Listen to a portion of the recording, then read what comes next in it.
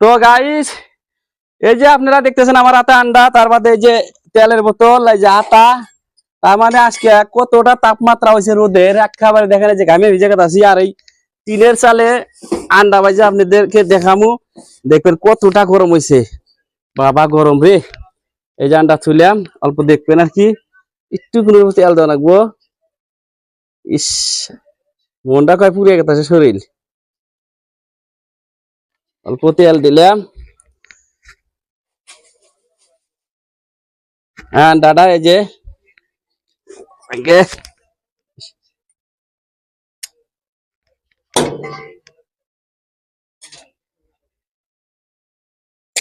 বাবা দেখেন গাইস, তাদের যাসখানে এই অল্প দেরি করেন। তো গাছ ভাজা গেছে, এই যে